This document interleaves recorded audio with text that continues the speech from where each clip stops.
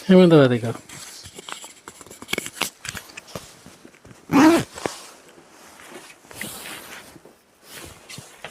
Hi everyone, I hope कि अच्छे होंगे। हम लोग पढ़ेंगे आज इंग्लिश का पोइट्री का, ठीक ना। पोइट्री में आज वेरी इंपॉर्टेंट क्वेश्चन है, ये हर बार पेपर में देता है, ठीक ना। लगभग पिछले यानी 22 में दिया है और इस बार चांस है, ठीक ना। 2 साल से नहीं दे रहा है, 23-24 से नहीं दे रहा है, 25 भी नहीं दे रहा है, लेकिन इस बार एकदम कंफर्म है कि देगा, क्योंकि इतना गैप नहीं करता है। और रॉबर्ट फॉरेस्ट का द्वारा लिखी गई ये पोएम है, ठीक ना। और उनका सेंट्रल आइडिया पर बात करेंगे और हम उनके 2 पैराग्राफ है, 2 पैराग्राफ में आपको पैराग्राफ दे देगा क्वेश्चन, और उस क्वेश्चन में पूछ देगा कि किस का पोयम है, ये पोयम का थीम क्या है, पोयम कहाँ से ली गई है, ठीक ना। इसका तो उसी तरह आपको एक क्वेश्चन देना पड़ेगा, ठीक ना, मतलब बताना पड़ेगा ये आंसर, ठीक। तो चलिए हम लोग चलते हैं, शुरू करते बिना टाइम वेस्ट करते हुए। अगर जुड़ना है तो जल्दी जल्दी जुड़ जाइए आप लोग, और नए हैं तो चैनल को सब्सक्राइब कर दीजिए और अपने दोस्तों और मित्रों के पास शेयर कर दीजिए, ठीक है।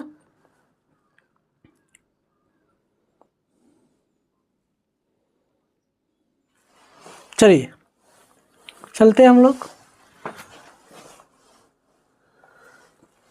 पहला क्वेश्चन है, देख लीजिए। पहला पैराग्राफ है, पैराग्राफ में दे दिया है यहाँ पर कामा है, ठीक ना। यहाँ पर कामा है, देखिए, दे वे क्रो यहाँ पर कामा है, और द डस्ट ऑफ स्नो यहाँ पर कामा है, ठीक ना। ये 4 लाइन का पैराग्राफ है, 4 लाइन में पैराग्राफ में दे देगा आपको क्वेश्चन सॉल्व करने के लिए, और पूछेगा कि कौन सा किस पोयम से लिया गया है, पोयम का नाम क्या है, ठीक ना, आपको बताना पड़ेगा, ठीक। चलिए क्वेश्चन जुटिए, जल्दी जल्दी अपने दोस्तों के साथ शेयर कीजिए।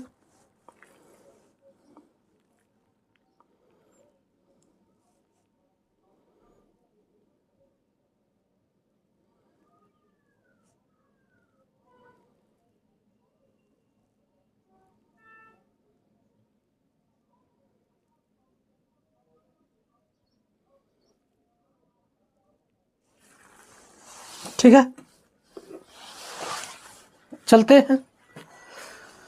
कह रहे कि द वे ए क्रो सुक down on the may the dust of snow from hemlock tree, ठीक ना। ये देखिए नीचे क्वेश्चन भी दे दिया है, पहला क्वेश्चन दे देगा, इस तरह पैराग्राफ दे देगा आपका, और इस पोयम को पढ़कर आपको मीनिंग निकालना पड़ेगा। मीनिंग निकाल कर उसको देखना पड़ेगा, मतलब आपको पहले से पढ़े रहेंगे तो मालूम चलेगा कि हाँ ये पोयम कहाँ से ली गई है, पोयम का लाइन कहाँ से है, किस राइटर ने लिखे हैं, तब आपको समझ में आने वाला है। ये कह रहा है कि द वे ए क्रो सुक down on me the dust of snow from a hemlock tree. देखिए जो हेमलॉक ट्री है, ये एक पेड़ है, ठीक ना, एक पेड़ है, और इस पेड़ पर एक कौवा आता है और उस पर बैठ जाता है। बैठता है तो नीचे कवि का कहना है, पोएट का कहना है कि नीचे उसके पोएट बैठे रहते हैं, ठीक ना। बैठने के बाद वो जैसे ही कौवा उस हेमलॉक ट्री पर बैठता है तो उन पर जितना डस्ट ऑफ स्नो रहता है, ठीक ना, वो उनके ऊपर क्या होता है, गिर जाता है। गिरने के बाद उनका जो मूड है पूरी तरह से क्या होता है, चेंज हो जाता है, हार्ट जो है चेंज हो जाता है, ठीक ना। तो इस लाइन में यही है कि बस कह रहा है कि द वे ए क्रो सुक down on me the dust of snow from a hemlock tree, ठीक ना। Good morning. तो क्वेश्चन पूछा है कि what is the name of the poet this poem, ठीक ना। What is the name of this poem, कह रहे कि ये जो पोयम है, ठीक ना, यह जो पोयम है कहाँ से किस राइटर्स ने लिखी है, ठीक ना, ठीक ना, किस राइटर ने लिखे, करे कि व्हाट इज द नेम, मतलब उनका क्या नाम है, ऑफ द पोएट, यानी पोएट का, ठीक ना, यानी पोएट का क्या नाम है, दिस पोएम, मतलब ये जो पोएम दिया गया है वो पोएम में जो राइटर है उस राइटर का नाम क्या है, ठीक ना, ये आपको बताना है। 4 ऑप्शन दिया है, चारों में से आपको बताना है कौन सा, ठीक ना।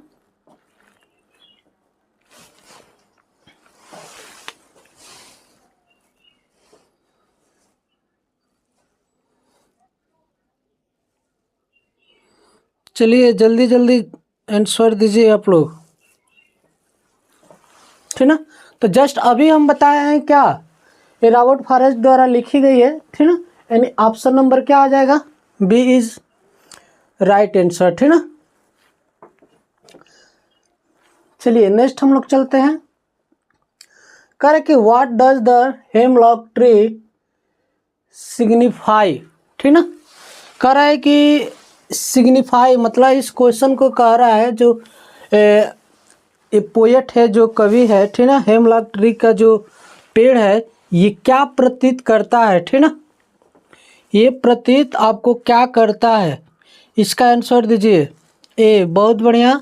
चलिए बी वाला क्वेश्चन दीजिए इसका, यानी दूसरे नंबर का क्वेश्चन दीजिए।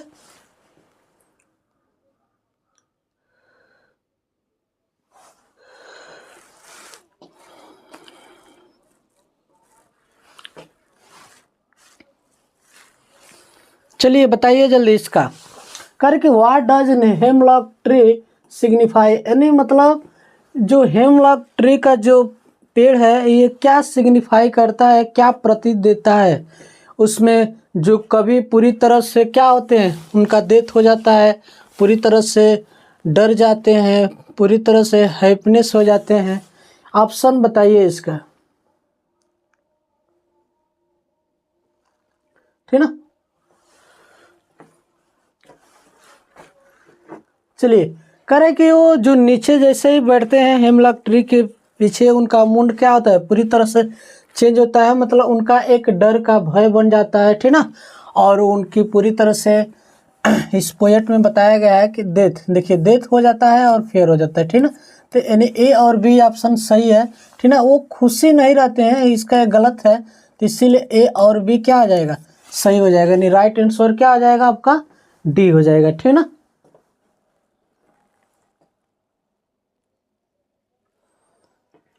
ठीक है भाई, कमेंट पढ़ रहे हैं। चलिए नेक्स्ट क्वेश्चन, कर कि how has the dust of snow affected the poet, मतलब इस पोएट जो ये पोयम है, ठीक ना, इस पोयम को पढ़ने से जो पोएट का क्या प्रभाव पड़ा था, ठीक ना। जब जैसे ही कवि पेड़ के नीचे बैठे थे, ठीक ना, तो कौवा आकर उस पेड़ पर बैठता है और जो बर्फ के कण है, ठीक ना, वो क्या होते हैं, गिर जाते हैं, ठीक ना, उनके ऊपर, और उनका जो इफेक्ट क्या पड़ता है, प्रभाव क्या पड़ता है, यानी कवि का कहना है, पोएट का कहना है कि जब बर्फ के कण उनके कवि के ऊपर पड़ता है तो उनको किस प्रकार का प्रभाव पड़ता है, ठीक ना।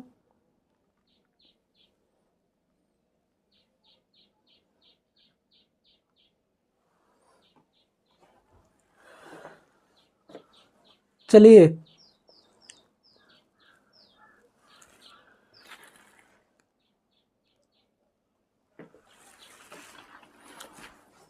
क्या प्रभाव पड़ता है, उनका मुंड पूरी तरह से क्या होता है, चेंज हो जाता था ना जी। जब हम पोएट इसको पढ़ते थे तो उनका मन पूरी तरह से क्या हो जाता था, चेंज हो जाता था, और उनको और क्या होता था,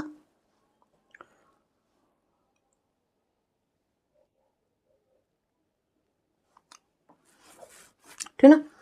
तो जब डस्ट ऑफ स्नो को जब पढ़ते थे तो पोएट जैसे ही बताता है कि जब एक कवि बैठते हैं नीचे पेड़ की तो उन पर डस्ट यानी बर्फ़ों का जो धूल कण गिरता है, ठीक ना, स्नो गिरता है, डस्ट ऑफ स्नो उनके ऊपर गिरता है तो उनका मुंड पूरी तरह से क्या हो जाता है, चेंज होता आता है। ग्लेनेट पोएट यानी पोएट का हार्ट भी बदल जाता है, ठीक ना। मतलब ये दोनों ऑप्शन सही हो जाएगा, ठीक ना, ए और बी। इसका मतलब ए और बी इसमें है तो सी वाला ऑप्शन क्या हो जाएगा, राइट हो जाएगा, ठीक ना। चलिए नेक्स्ट क्वेश्चन करे कि where did the crow sit, कौवा कहाँ बैठा था, ठीक ना, कौवा कहाँ बैठा था, बताइए कौवा कहाँ बैठा था। कह रहा है कि ऑन ए हेमलॉक ट्री पर बैठा था, कि ऑन पोएट शोल्डर पर यानी पोएट की शोल्डर यानी कंधे पर बैठा था, कि ऑन द बेंच पर बैठा था, कि नॉन ऑफ दिस, कहाँ कौवा बैठा था, ठीक ना। तो अभी हम लोग जस्ट क्वेश्चन में चर्चा कर रहे थे कि वो कैसा पेड़ था, हेमलॉक ट्री था, इसीलिए कौन सा ऑप्शन सही हो जाएगा, बी हो जाएगा, ठीक ना। कौन सा ऑप्शन सही हो जाएगा, बी। चलिए नेक्स्ट क्वेश्चन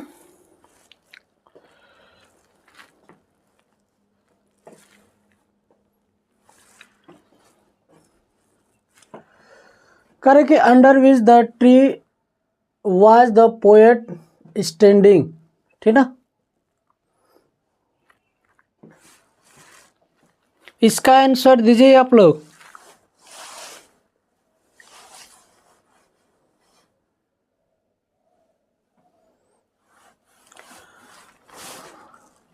स्टैंडिंग का मतलब क्या होता है, खड़ा होना, ठीक ना। विच का मतलब कौन, ट्री का मतलब समझ ही रहे हैं पेड़ होता है, पोएट का समझ ही रहे हैं, ठीक ना। तो कह रहे हैं कि under which the tree was the poet standing, मतलब कौन सा पेड़ था, ठीक ना, कौन सा पेड़ था जो पोएट पेड़ के नीचे खड़े थे, ठीक ना। कौन सा पेड़ था जो पोएट उसके नीचे खड़े थे, ठीक ना। वो कौन सा पेड़ था जी, द मैंगो ट्री था, द ट्रेमेन ट्री था, हेमलॉक ट्री था, द जैक फ्रूट्स ट्री था, ठीक ना। कौन सा सही ऑप्शन, तो अभी हम जस्ट चर्चा कर रहे हैं हेमलॉक ट्री था, ठीक ना। सनी, ठीक ना, बहुत बढ़िया, क्या हो जाएगा आपका, सी हो जाएगा राइट आंसर, ठीक ना, बहुत बढ़िया।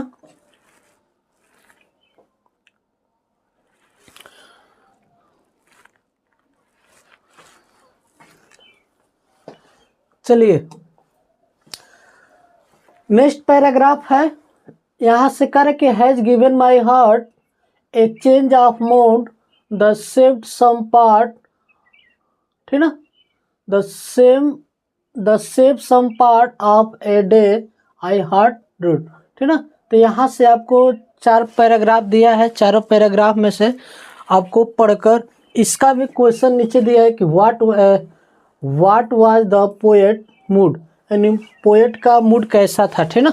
जब वो पेड़ के नीचे जब बैठे थे तो हेमलॉक ट्री जो था उस पर पेड़ आकर कौवा आकर बैठकर उनका मूड क्या कर दिया था, पूरी तरह से चेंज कर दिया था, ठीक ना।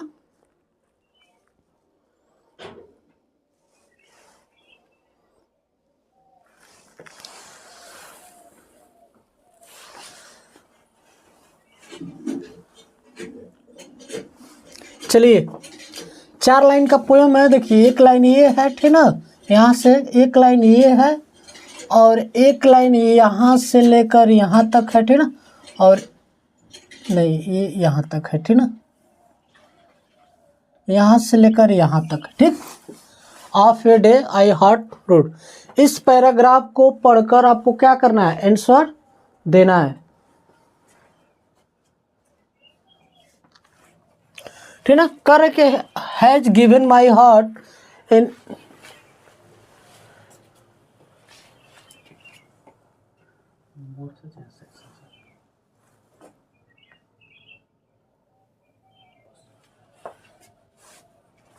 चलिए क्वेश्चन को थोड़ा जूम कर लिए, दीजिए आंसर। थोड़ा आप लोग कमेंट देख लें।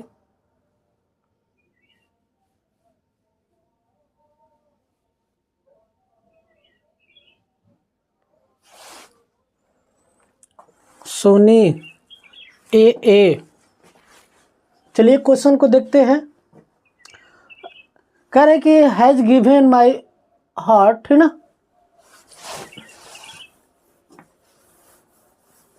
पैराग्राफ को देख लेते हैं।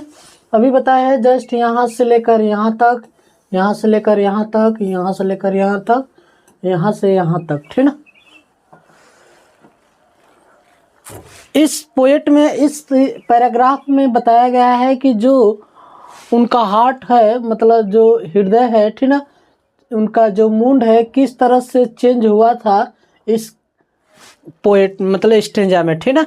तो पहला क्वेश्चन दिया है कि what was the poet mood, मतलब पोएट का मूड कैसा था, ठीक ना, क्या था, मतलब वो मूड कैसा था उनका, मतलब जो है क्वेश्चन में दिया हैप्पी हुआ था कि सारोफुल हुआ था कि सेलिब्रेटेड था कि नॉस्ट्रेलिक था, ठीक ना। यानी अब बताइए, जब जैसे ही हम पोयम को पढ़ते हैं तो क्या कवि का इसमें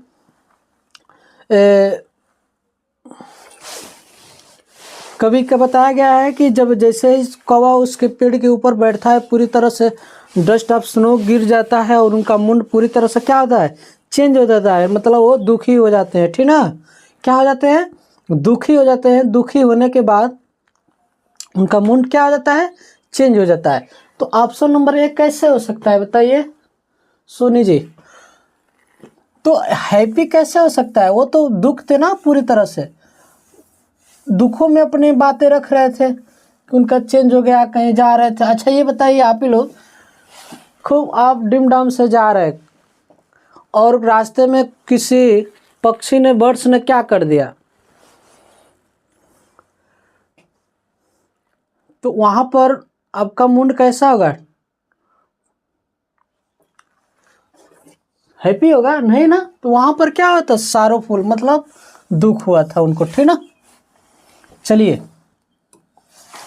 नेक्स्ट पैराग्राफ है, करे कि what was the effect of the fall of the dust of snow on the, ठीक ना।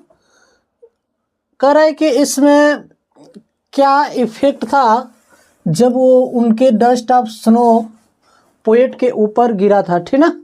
यानी डस्ट ऑफ स्नो जब पोएट के ऊपर गिरा, है ना,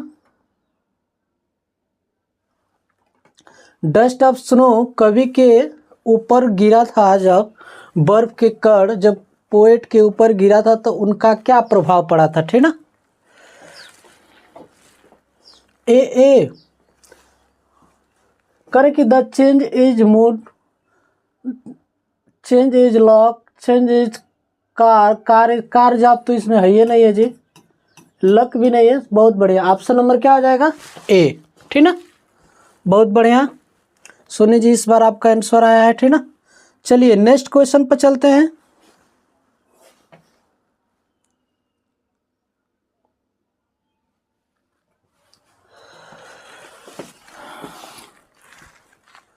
चलिए, how did the poet feel for rest of the day, मतलब फील का मतलब महसूस करना, ठीक ना। करके जो पोएट है रेस्ट ऑफ द डे मतलब जो बचे हुए दिन है वो किस तरह से, कैसे वो महसूस करते थे, ठीक ना। वो कैसे महसूस करते थे, जो बचे हुए दिन है, जो पोएट कह रहे हैं यहाँ पर बता रहे हैं कि किस तरह फील करते थे, कवि के जो बचे हुए दिन था वो कैसे महसूस करते थे, कैसे फील करते थे, किस तरह का फील करते थे। He felt gloomy, he felt positive and happy, he felt hopeless, ठीक ना। किस तरह से महसूस करते थे बताइए।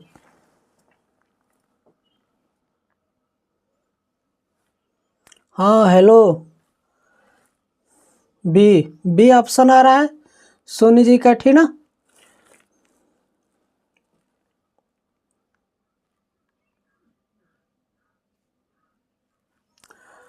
चलिए देखते हैं आंसर क्या हो रहा है आपका। देखिए कर कि how did the poet feel किस तरह से बचे हुए दिन को महसूस करते थे। कह रहा है कि ही फेल्ट ग्लोमी। अब बताइए जो बचे हुए दिन को किस तरह से, ग्लोमी तो कर नहीं रहे थे, ही फेल्ट पॉजिटिव, मतलब बचे हुए दिन को मतलब पॉजिटिव, पॉजिटिव मतलब यहाँ पर प्लस से नहीं लिया जाएगा, अच्छा से लिया जाएगा, ठीक है। हैप्पी का मतलब खुश। तो बचे हुए दिनों को किस तरह महसूस करते थे, अच्छा महसूस करते थे, ठीक है। बी बहुत बढ़िया आंसर है। चलिए नेक्स्ट क्वेश्चन पर चलते हैं, चलते हैं ना। चलिए कर के what was the save for the poet, जो पोएट के, ठीक ना। कर के what was saved for the poet, जो कवि हैं, कवि के जो बाकी दिन थे, ठीक ना, कवि के लिए जो बाकी, सेव का मतलब क्या, जो बचा हुआ, ठीक ना। सेव का मतलब क्या, बचा हुआ।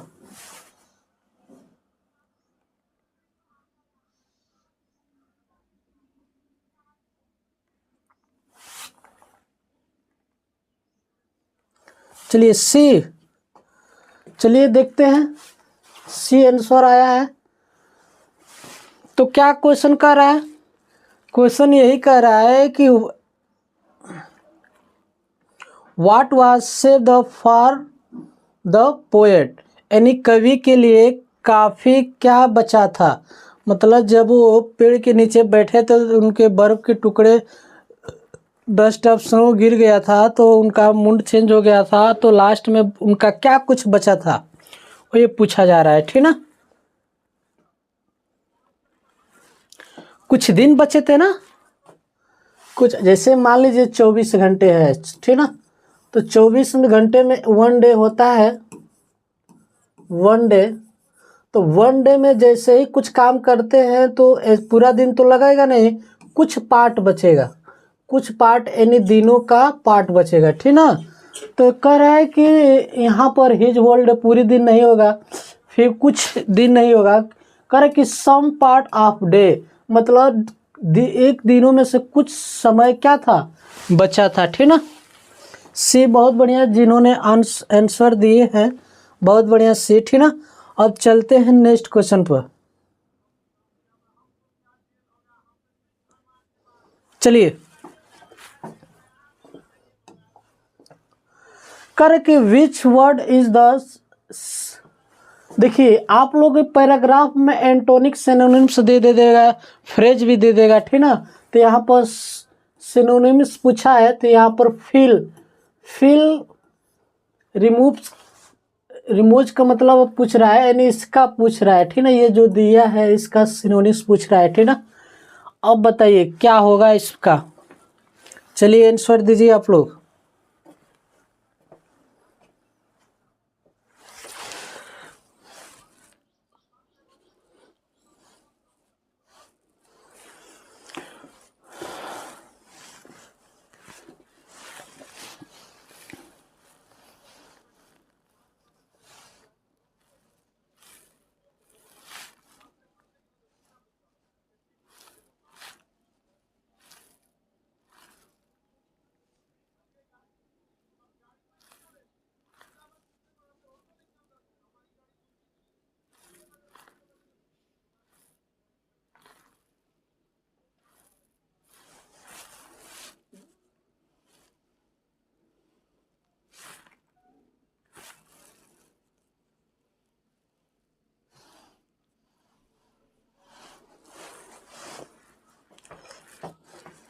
चलिए बोलिए आंसर, बोलते रहिए। देखिए क्लास कब तक चलेगा, क्वेश्चन 2 पैराग्राफ हम लोग हल कर लिए हैं, और एक सेंट्रल आइडिया है इसी चैप्टर का, बस यही जितना टाइम लग जाए समझ जाइए सेंट्रल आइडिया को समझाने में आपको, ठीक ना। चलिए बताइए आंसर इसका। बी आंसर दे रहे हैं, क्वेश्चन नंबर लिखते रहिए, ठीक ना। क्वेश्चन नंबर लिख कर ABC लिखते रहिए, ठीक, तो उस तरह समझ में आता है।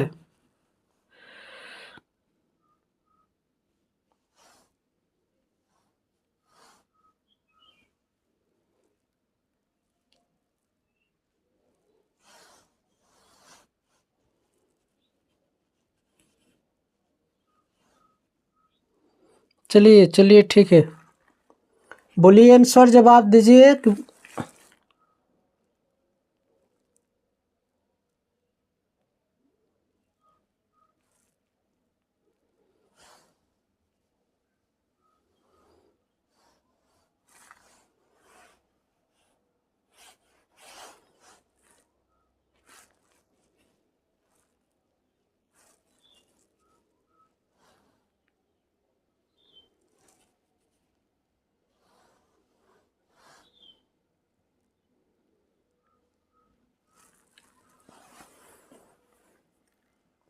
आंसर नहीं देंगे, चलिए देखते हैं। कर कि विच ऑफ द सिनोनिम्स पूछ रहा है, तो फिल्म इसका मीनिंग क्या होता है? पछतावा होना, ठीक ना, पछतावा होना। अब देखिए पछतावा होना, इसका सिनोनिम्स मतलब सेम मीनिंग पूछ रहा है, ठीक ना। तो अब बताइए चेंज का मतलब क्या होता है जी? बदलना। चेंज का मतलब क्या होता है? बदलना। रूट का मतलब क्या होता है? अफसोस करना। अफसोस करना या पछतावा करना, ठीक ना। मून का मतलब भी चेंज क्या होता है? चेंज भी बदलना होता है। सेफ का मतलब समझ ही रहे हैं, सेफ सुरक्षित करना, ठीक ना। तो ऑप्शन नंबर कौन सा हो जाएगा? बी हो जाएगा, ठीक ना। कौन सा हो जाएगा? बी हो जाएगा। चलिए नेक्स्ट हम लोग पैराग्राफ पर चलते हैं, नेक्स्ट क्वेश्चन पर चले ना।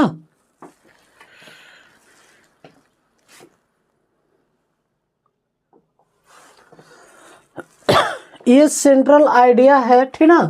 सेंट्रल आइडिया आपका पेपर में पूछता है, और ये जो सेंट्रल आइडिया है बहुत इंपॉर्टेंट है, ठीक ना। इसको इग्नोर मत कीजिएगा आप लोग। तो चलिए हम लोग देखते हैं इसको। सेंट्रल आइडिया को लिख लीजिएगा, स्क्रीनशॉट ले लीजिएगा। पहले थोड़ा जूम कर देते हैं आप लोग के सामने, ठीक ना। तो जैसे ही जूम करेंगे तो आप लोग थोड़ा इसको ले लीजिएगा स्क्रीनशॉट, ठीक।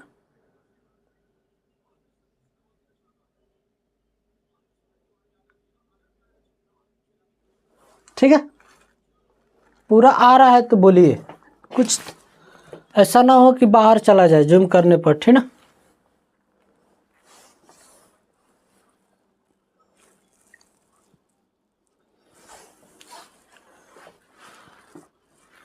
चलिए कह कि central idea of the poem. देखिए सेंट्रल आइडिया को इसका पूरी तरह से नॉट नहीं आ रहा है।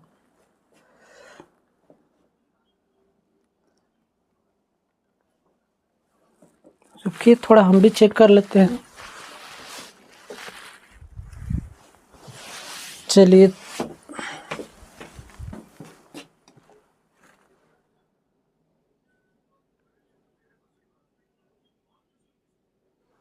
अब ठीक है, अब ठीक है तो बोलिए।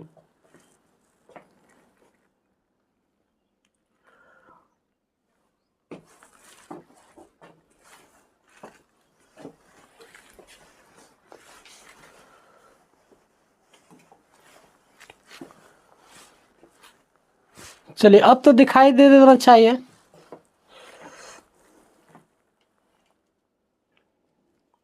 देखिए सेंट्रल आइडिया क्या होता है? सेंट्रल आइडिया वो होता है कि जो पोएट के बारे में और जो पोयम के बारे में ही लिखा जाता है, ठीक ना। और कुछ नहीं लिखा जाता है, पोएट के बारे में लिख दिया जाता है थोड़ा सा और, ठीक है। अब सही है तो देखिए, ठीक ना। सेंट्रल आइडिया का मतलब ये होता है कि जो पोयम है, पोयम के बारे में जो समरी लिख दिए जाते हैं, ठीक ना, मतलब समझा दिया जाता है कि उसका कहने का अर्थ क्या है, ठीक ना, कहने का अर्थ क्या है। तो उसके बाद पोएट का जो पोयम लिखी है, पोएट का नाम लिख देते हैं, ठीक ना। यही होता है सेंट्रल आइडिया, और कुछ नहीं होता है। और उसका मतलब ब्रीफ समझते हैं ना, ब्रीफ शॉर्टकट, जिसको शॉर्टकट बोलते हैं आप लोग, जो कहानी को छोटा में लिख दिया जाए, ठीक ना। समरी जिसको बोलते हैं आप लोग, ठीक ना। चलिए हेलो जी सुमित, देखिए इधर हम लोग पढ़ते हैं इस पैराग्राफ को। देखिए कह रहा है कि जो डस्ट ऑफ स्नो है, देखिए सेंट्रल आइडिया कैसे लिखना है, ठीक ना। जो पोयम है, ठीक, जो पोयम है उसको हमेशा इन्वर्टेड कामा में लिखिएगा। देखिए यहाँ पर मैं अंडरलाइनिंग कर दे रहा हूँ, ठीक ना। अंडरलाइनिंग डस्ट ऑफ स्नो का से लिया गया है और इसको अंडरलाइनिंग कर दिए, ठीक ना। कह रहे कि he is a beautiful short poem, ठीक ना। देखिए अब पोयम के सुंदरता के बारे में बताई जा रही है, ठीक ना। ये पोयम कैसा है, सुंदर है, सुंदर में सैडनेस है, हैप्पीनेस है, कि किस तरह का पोयम है उसके बारे में बताया जाएगा, ठीक ना। तो ये जो पोयम है कैसा है, बहुत ब्यूटीफुल है। अब बताइए कोई भी पोयम रहेगा, कोई खराब तो पोयम होता नहीं है, ठीक ना। तो हमेशा पोयम के बारे में जो लिखा जाता है चढ़ा बढ़ा कर लिखा जाता है, ठीक ना। देखिए करे कि जो डस्ट ऑफ स्नो है, करे कि ब्यूटीफुल शॉर्ट पोयम, मतलब ये जो छोटा पोयम है लेकिन बहुत पोयम कैसा है, सुंदर है, ठीक ना। कैसा पोयम है, सुंदर है। ये जो रिटन बाय रॉबर्ट फॉरेस्ट द्वारा लिखी गई है, ये जो किसके द्वारा लिखी गई है, रॉबर्ट फॉरेस्ट द्वारा लिखी गई है। ये एक अमेरिकन पोयम है, पोएट है, ठीक ना। ये अमेरिकन पोएट है, ठीक ना। कैसा पोएट है जी, ये अमेरिकन पोएट है और इनको 4 बार पुलित्जर प्राइज मिल चुका है, ठीक ना, 4 बार। अब बताइए, आप कमेंट बॉक्स में बता सकते हैं कब कब इनको मिला है पुलित्जर प्राइज।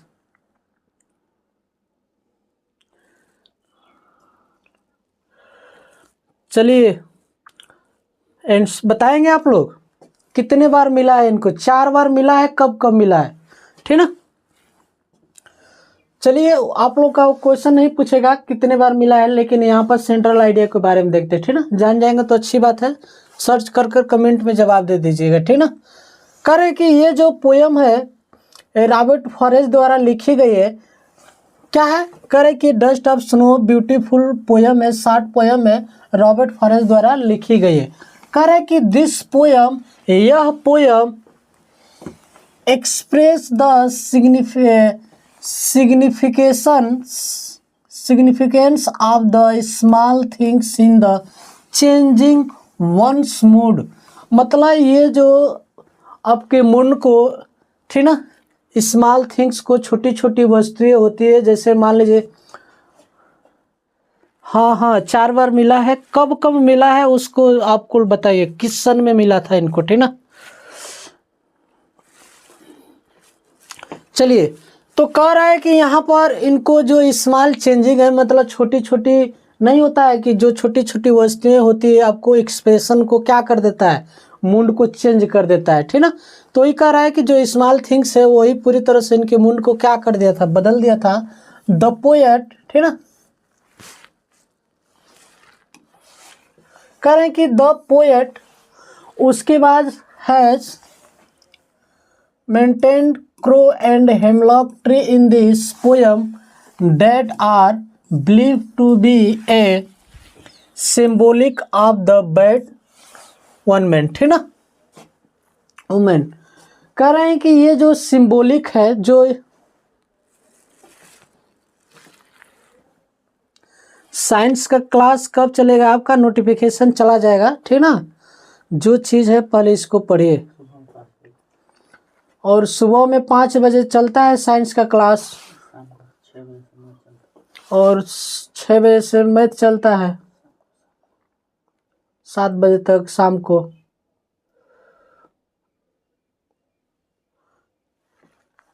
ठीक ना। तो ये जो सेंट्रल आइडिया है, यहाँ पर पोयम बताते हैं कि वो बिलीव करते हैं जो क्रॉव है, नहीं जैसे करते हैं कि आप कहीं भी जाते हैं तो जो कोई कौवा होता है काव काव बोलने लगता है, चाहे कोई भी पक्षी होता है, चाहे कोई भी जानवर होता है, बिल्ली होता है, रास्ता काट देती है, तो आप लोग कहते हैं कि सुबह सुबह चाहे पल ये मतलब रास्ता काट दिए, हमारा जो दिन है पूरी अच्छे तरह से नहीं बीतेगा, ठीक ना। तो उसी तरह यहाँ पर जो कौवा पेड़ पर हेमलॉक ट्री पर बैठता है, बैठने के बाद जो पोएट पेड़ के नीचे बैठे थे और वो पूरी तरह से उनके ऊपर डस्ट ऑफ स्नो गिर गया था और वहाँ पर उनका मूड चेंज हो गया था। तो वही कह रहे हैं कि जो मेंटेन क्रो है, ठीक ना, वो हेमलॉक ट्री पर बैठता है तो वो बिलीव कर लेते हैं, पोएट बताते हैं कि वो सिंबॉलिक बैड है। मतलब वो सिंबॉलिक बैड मतलब खराब दिन बताते हैं कि दिन क्या होने वाला है, खराब होने वाला है, ठीक ना। उसके बाद the poet describe the dark, मतलब ये जो पोएट है कि डिस्क्राइब मतलब वर्णन करते हैं डार्क यानी अंधेरे का, मतलब अंधेरे से यहाँ से डार्क का मतलब होगा कि आपका जो भविष्य है, आपका जो खराब दिन वाले अंधेरे में बीतने वाला है। Depressive in the better side of nature present the similar mood but when he crossed the hemlock tree. कर है कि ये जो नेचर टू प्रेजेंट है, प्रेजेंट टाइम की जो बता रहे हैं इसके बारे में, हेमलॉक ट्री डिस्क्राइब कर रहे हैं इसके। तो ये सिमिली मूड मतलब छोटा मोटा मूड चेंज करने के बाद, लेकिन जब वो क्रॉस सुक द हेमलॉक ट्री पर बैठता है, ठीक ना, तो tree and snow particles fell on the poet, मतलब पूरी तरह से उनके ऊपर गिर जाता है और हिज मूड अपलिफ्टेड सडनली, वो अचानक उनका मूड क्या हो जाता है, अपसेट हो जाता है, मतलब चेंज हो जाता है, बदल जाता है। थ्रू दिस पोयम, ये पोयम के अनुसार बताया गया है कि we get is the message, वो मैसेज देना चाहते हैं, मैसेज देते हैं कि डैट की we should hope for the best, मतलब वो मैसेज देते हैं अच्छा, होप का मतलब विश्वास और बेस्ट का मतलब अच्छा। तो वो वी गेट मैसेज मतलब वो मैसेज पाना चाहते हैं कि जो मेरा होप है, विश्वास है कि आज क्या जाएगा, बेस्ट जाएगा, इवन इन द वर्स्ट, ठीक ना, ऑफ सिचुएशन, मतलब किसी भी स्थिति में हमारा जो दिन है, मुझे विश्वास है कि पूरी तरह से क्या जाएगा, अच्छा जाएगा, किसी भी प्रकार का सिचुएशन हो, ठीक ना। करे कि वी मस्ट आल्सो रिमेंबर, मतलब वो क्या करना, वो याद, उनको हमेशा याद करना चाहिए कि that nature and this seat object have the ability to make one happy and come out of the hopelessness, ठीक ना। तो ये पोएट बता रहे हैं कि वो मैसेज देना चाहते हैं, मैसेज पाते हैं कि हमेशा विश्वास करना चाहिए किसी भी सिचुएशन में, ठीक ना। जब आप हम याद करते हैं, ठीक ना, नेचर को और ऑब्जेक्ट वस्तुओं को, जो एबिलिटी है मतलब योग्य है उस हमारे लिए, ठीक ना, और जब योग्य है तो उस पर क्या होना चाहिए, हैप्पी होना चाहिए, आउट ऑफ होपलेसनेस नहीं होना चाहिए। मतलब होप का मतलब विश्वास होता है, होपलेसनेस का मतलब, ठीक ना। तो यहाँ पर पोएट का यही कहना है कि सेंट्रल आइडिया में बस यही लिखा जाता है कि आपको क्या करना है, पोयम के बारे में बस कोई भी पोयम है, अगर डस्ट ऑफ स्नो है तो डस्ट ऑफ स्नो लिखिएगा, उसको इन्वर्टेड कॉमा में बंद कर लीजिएगा। उसके बाद अगर लॉन्ग पोयम है तो लॉन्ग पोयम लिखिएगा, अगर 8 लाइन का पोयम है तो 8 लाइन भी लिख सकते हैं, ब्यूटीफुल पोयम लिख सकते हैं, ठीक है, शार्ट नहीं लिखेंगे वहाँ पर, कह रहे कि रिटन बाय फॉरेस्ट है। उसके बाद दिस पोयम, ये पोयम एक्सप्रेशन करता है, बताता है, सिग्निफिकेंस करता है कि स्मॉल वस्तुओं को चेंजिंग करता है, उनका मूड को बदल देता है, ठीक ना। ये पोएट बताते हैं कि जो जब वो मेंटेनिंग क्या होते हैं, जब वो उनके ऊपर बर्फ़ का टुकड़ा गिर जाता है तो उनका मूड पूरी तरह से चेंज हो जाता है। लेकिन वो उस चेंज जब होता है तो डिस्क्राइब अंधेरे की तरह करते हैं कि जो जीवन है पूरी तरह से क्या हो जाएगा, कभी का अंधेरे की तरह है, ठीक ना। फिर भी वो अपने नेचर को रिप्रेजेंट करते हैं कि जो हमारा मूड है पूरी तरह से क्या होगा, मतलब छोटा मोटा खराब हुआ है, ठीक ना।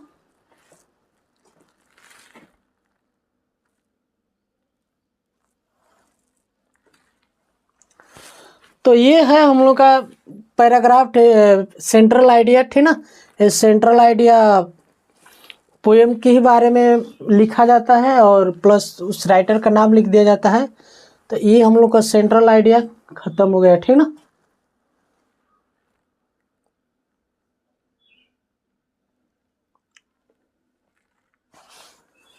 चलिए हम लोग चलते हैं, अब अगले दिन मिलेंगे। ये हम लोगों का क्वेश्चन था।